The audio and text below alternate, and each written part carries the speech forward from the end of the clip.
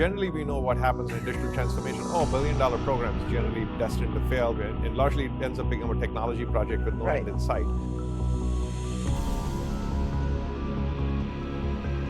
It's not about being against AI or only for humans. I've worked at the European Commission, I've worked with big banks like ING Bank, and also in Abu Dhabi Digital Authority.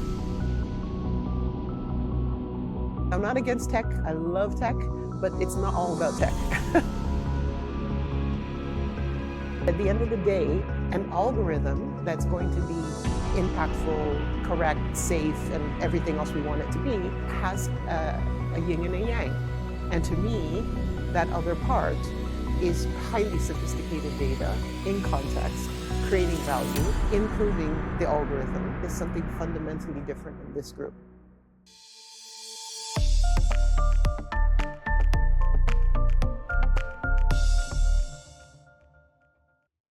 Well, Althea, it's great to have you here. Thank you so much for joining. It's really a pleasure to have someone travel all the way from the UAE to come here to have this conversation around world digital governance. It really makes us feel that we are being inclusive enough.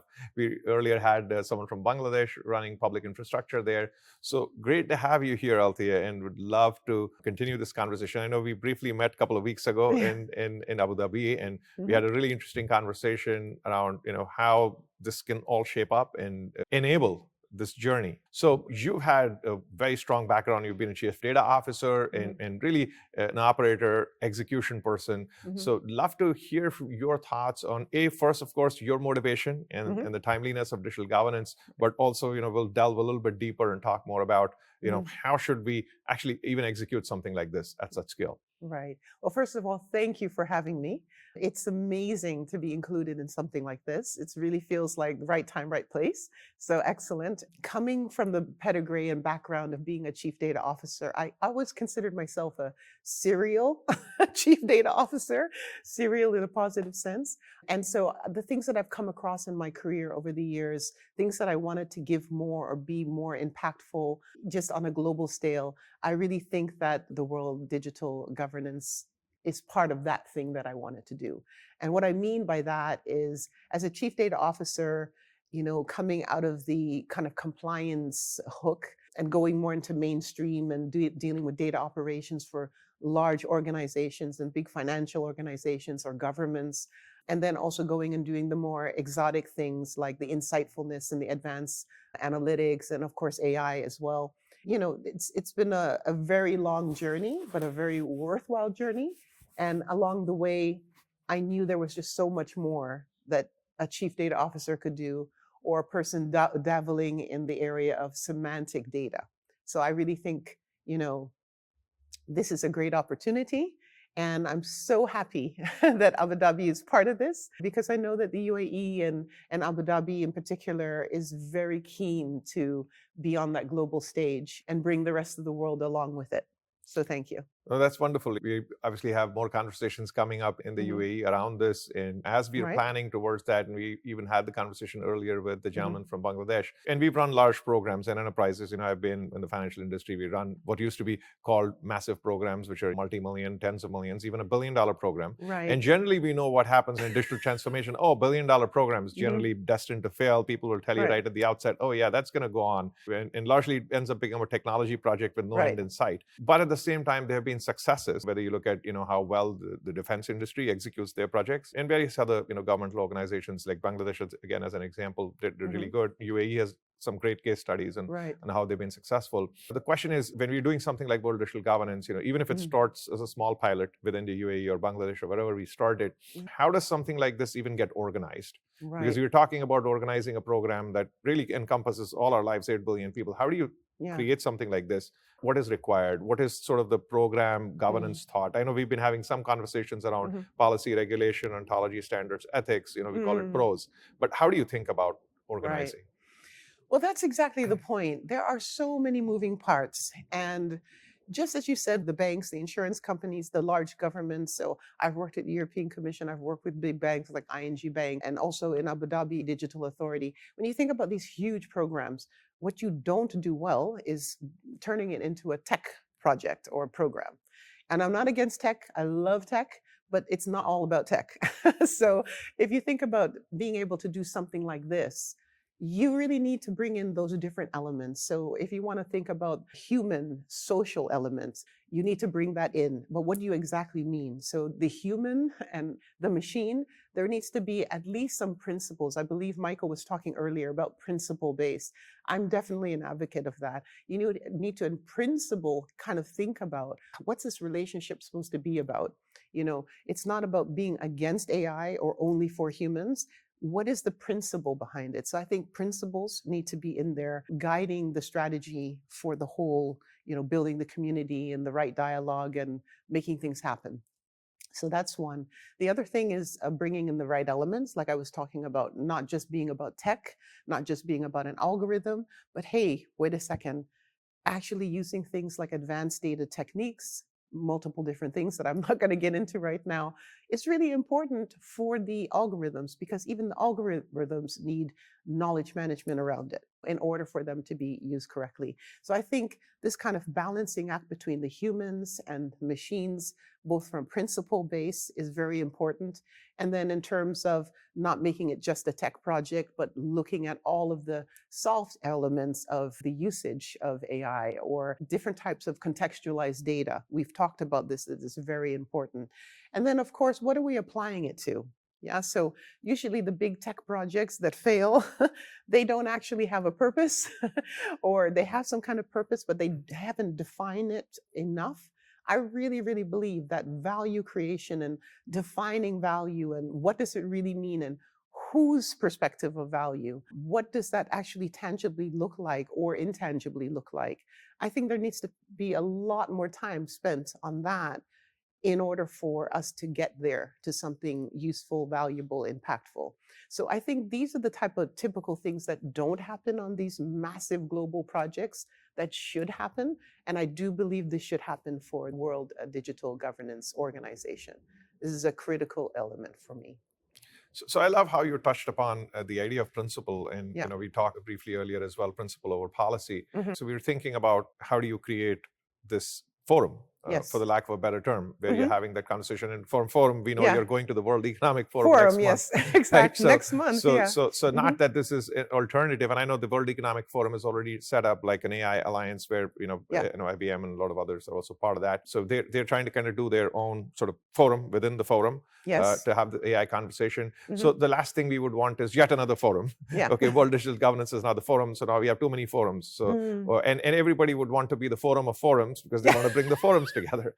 And earlier, Michael was making an interesting point. Like, it's really not about consensus, right? Because it's you kind of broke that bubble of consensus out into conscious choice, right? And of course, there's a question of control. So the key is, what is that the World Digital Governance, in your perspective, your point of view, you're here, would do that is different from maybe what the World Economic Forum is trying to do and others are trying to do. Like, what's different here? Right. Are we just trying to do more of the same? No, I don't think we're trying to do more of the same. And I think there's an essential major difference. So I do think that intention might be similar, okay? But what I do think is it's not just the how, it's also from that principle perspective. So I'll start first of all with, yes, we want to have that dialogue. We want to create that community. We want to have the different key parties, like the regulators involved, but the average citizen also involved. So I think that's also a difference, putting those two entities, or let's say different types of stakeholders involved. That's one element. But I think the key essential difference is this notion of the importance of data in context, and that together, using very advanced methods that are similarly as advanced as the algorithms that we're trying to use them for to collaborate with. And this is something that I think is fundamentally different. So if you go to maybe the World Economic Forum and you go and you talk to the group that's creating that forum, they might have an emphasis on, I would call it the paperwork, maybe the policies and the standards. And those are all very important things. And those are things we need to deal with. But at the end of the day, an algorithm that's going to be impactful, correct, safe, and everything else we want it to be has a yin and a yang. And to me, that other part is highly sophisticated data in context, creating value, improving the algorithm. And I do think that that is something fundamentally different in this group, that we are talking about having a whole work group that's just dealing with that element and being the glue, horizontally for all the other work groups. So what am I talking about? If we're talking about work groups, yes, we have regulators on one side, the lawmakers, and then we have citizens on the other side. We have ethics groups, we have policy standards, and we have highly sophisticated data methods. And that's not something that a lot of the other forums are doing. And I really, as a chief data officer, that pulls me like a butterfly or a moth to light. Not that I want to get burned, but it attracts me because I think this is a really missing link to actually making something successful, safe, ethical, useful, relevant, all those wonderful things that everybody's looking for. And it's not something that we're going to get right out the gate. I mean, there's going to be a lot of, trying to get the different parties to work with each other.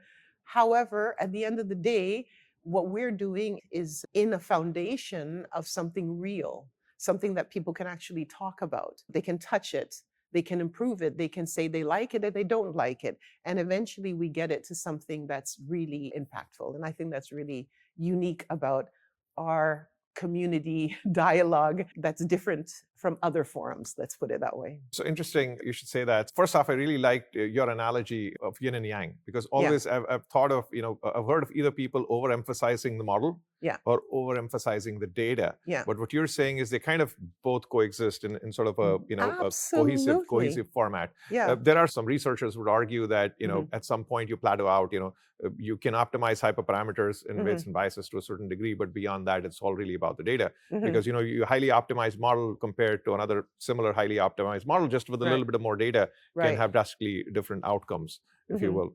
So there is that argument. And I think it also goes back to, we all talk about generative AI, but a new term is being thrown around, which is called the RAG, which has nothing to do with the thing that you use to mop the floor, but retrieval augmented generation. In essence, the RAG is about the fact that you're talking about, what data is the AI serving up. So it's going back to the same question, which is what we are trying to bring in here to say, yes, the large language models will evolve. They'll become this thin layer at the top, which is more about conversational intelligence. But in essence, that conversational intelligence is going to have to go, and which is what enterprises are doing, has to go against their data stores. And the same goes for public data. And if you can do that effectively and do that right, then you can bring that truth, transparency, accuracy of the response, no hallucination, and so forth. So that's a great promise. And what you're saying is what's different here is that this is not just policy or let's have another forum, another discussion and conversation, but it's really about an enablement technology as well, right? So there's actually a physical implementation that we are talking about. So it's not just, hey, Bangladesh or UAE, come and let's have more conversations and create more PowerPoints or PDFs or whatever your poison is. More PowerPoints. But we're not going to bore you to death, but we're actually going to implement something. So we're going to implement a tool. And then it goes back to the earlier problem that you said, then it becomes a tech project. So how do you trade that off? Okay, so remember I was talking about what are the key elements, and I talked about principle-based, and I talked about social element and impactfulness and value really that people can relate to. So the different stakeholders that are actually getting beneficiaries are getting something out of it. Well, there are things called, at least in the data world, we talk about data services and data products. If we're looking at this yin and yang again, what is the product? What is the service? Or what is the combined service and product that we're giving to society? We're giving to corporations, we're giving to governments. We need to understand what that is. So it's not just a tech product, it is a combination. So again, if we're talking, the yin and the yang, the black and the white, whatever you want to call it, there's going to be different elements in there. Some of it will be AI, some of it will be data, some of it be maybe something else. I also do believe that we don't need to recreate the wheel every time. So for example, there are many other disciplines, procurement or some other kind of science where we can borrow methods and ways of working and actually apply it to be able to use AI in a safer, more ethical way that's very impactful and very valuable for society. So I don't think we always have to go out and create everything afresh. We should be able to look back and also be able to borrow and apply it to like a new situation. So I really believe that if we look at, okay, how can we move this thing forward? we really need to understand who are we moving it forward for. So just take a practical example. You talked about a Caribbean island or Bangladesh. What are the big issues there? Do we actually understand what's going to move the needle? Do we actually understand what's going to make a difference, or what are people really upset about all over the world? You might take a Caribbean island or you might take Bangladesh, and they might represent a common thread of concern or a common problem. And in that little microsystem, you can actually solve that problem. Might be a combination of products and services, but at the end of the day, it actually does something. I'll take an example. In Africa, I know right now there are a lot of countries in West Africa. 75% of the population is in agriculture, yet they have a huge amount of produce coming into the country in order to feed the nation. They can't feed themselves. Now, case in point, is there a possibility to lift up and modernize and create like agro-tech in those countries, where people are actually able to get a good job, raise up the level of agriculture, create value-add agricultural products, and create an export surplus of agriculture? That's a real-life problem. That's not just in West African countries. That's in a lot of different countries around the world. So if you solve this one problem for maybe some country, you'd be able to solve it for multiple countries. And if you look at what we're doing, we're looking at regulation, we're looking at standards, policies, frameworks, we're looking at ethics, and we're also looking at the data that's used in a highly sophisticated way that's equivalent to the sophistication of the AI, and then applying it to some real life thing that's going to, impact millions of people, if not tens of millions of people around the world. It's something that's worthwhile looking into. And I really think that we should be looking first at what is it we're trying to solve, or what are we trying to aspire to, become, in order to work backwards and take all those different groups that we've talked about and apply them to something that's really going to do something. So I believe that if we look at things strategically, we should still be able to actually implement it. It's adaptable, it's understandable, it's usable, it's totally actionable, or else it does not meet the test, in my opinion. And would you also say simple?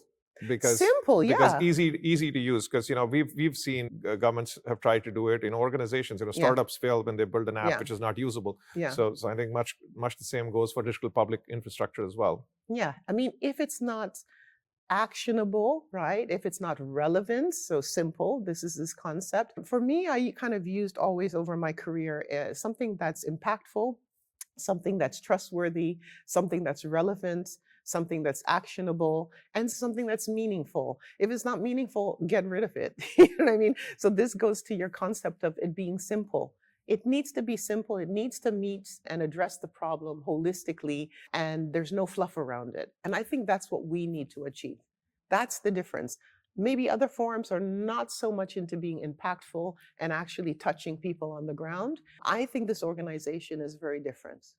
We're only about touching people on the ground. And I like the idea from the ground, because this is really a grassroots effort. This is not an effort being instituted by a government or by an organization. And of course, people from organizations are participating in it, but really more as citizens, less as representatives of their brands or their organizations. Of course, it helps their brand get the word out in front of a lot of people, because all 8 billion people are going to listen to this conversation. So if you're a brand, you can feel free to send your people here, right, and have this conversation. But it's really about all the people. So I think it's also very important how you mentioned, and banks and financial institutions, there's always this idea of how can I create cross-functional teams? How can I create cross-functional value? And I like that idea, because you also talked about the idea that there's so much duplication of effort, right? So there's this cross-functional dimension of bringing knowledge. And we've seen some of the greatest inventions in history have been because of multidisciplinary knowledge that the inventors had, or people got together and collaborated. So on the one side, there's this promise of bringing that together. And the other side is also then therefore removing duplication, not just of data, duplication of effort across organizations. So I do see the power of that. I think that does then ratchet us into a situation. Let's say we talked about the idea of digital sovereignty some time back. How do you sort of then bring it together? Because then there's still that data ownership question. So how do you see this as a CDO in your experience? Because then that's going to put us in that bind of this Right. data ownership problem, right? Right. And we had briefly that chat saying that if we give the simple interface, the user can just hit an easy button and they can, revoke their access. But let's say, how do you decide what access they can revoke? Or does it break the app itself? Right, right. So there's a couple of questions in there. So I'm going to address the first question, which was, how do you get all these multidisciplinary teams to work effectively together and actually produce what we just discussed? I really believe that you need to use our core capability, which is the ontology work group, to be horizontal across all of the other work groups. Why? Because there's knowledge that needs to be disseminated across all the groups. So, if you look at data, yes, you could say bits and bytes of data, but there's information, there's knowledge that needs to be shared among the groups. It should flow freely. So we need to figure that out within our own organization and do it really well, because you can't go around telling other people they're not using their data right and AI right, and we're not doing it. That wouldn't make sense. And then the other point is having that strategic portfolio, that enterprise approach to looking at what the different work groups are actually working on. There's a little bit of top down, these are our mantras and our goals and what we need to achieve, but there's also bottom up from the groups, and that all needs to be a bit rationalized. It also needs to be aligned. So if we're looking at kind of like portfolio level interdependencies and alignments, we need to put that and build it into the organization, our business model. That's one. Then you asked me about ownership. I heard a lot of people talking about ownership, and I hate to be the bad guy here, but I don't really see things as ownership. So what do I mean? So ownership of data you were talking about earlier. We all have a responsibility. There's guardians, there's stewards. I think there's a lot of people that do not know, and that's okay. We have not been formally educated on AI and data, so that's okay that that has persisted onto this time. But like many of the other speakers have mentioned, we don't have the luxury of not knowing anymore because it's really kind of quickly going out of hand. So, in order to move forward and to be able to keep up with the speed of what's coming towards us and the opportunities or dealing with the problems, we need to raise the bar. And I think that's a key thing that this organization needs to do. We need to educate people as an organization, as individuals, on this topic. And the topic, again, is a yin and yang topic. It's not just AI, it's not just data, it's a combination thereof. So we need to quickly move people out of being, I'll use some heavy words, ignorant, illiterate on these topics. We need to make it accessible. We need to make it discussable. We need to have people come forward and say, I just don't know, help me. And that's very hard for people to do. But we need to create that community space for that dialogue to happen.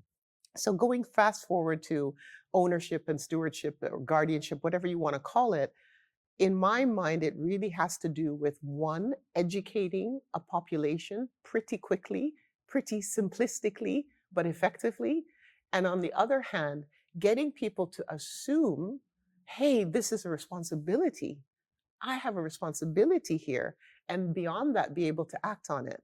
So those are three different unique things. And I really think this is something that if we can't get that right, we won't be able to create all of that impactfulness and value and everything else we want to do. So at the core of what we do, I really believe that it's fundamentally important for us to be able to create that environment, that safe environment where people come and say, maybe they don't actually say, I don't know, but implicitly they're saying they don't know. So we have the opportunity to explain and be able to share with them. And then people will take on the responsibility and then start practicing more responsible behavior around AI or working with it, and also their own data. I think those are two different things. You're asking me about how to organize it, and you also asked me about ownership.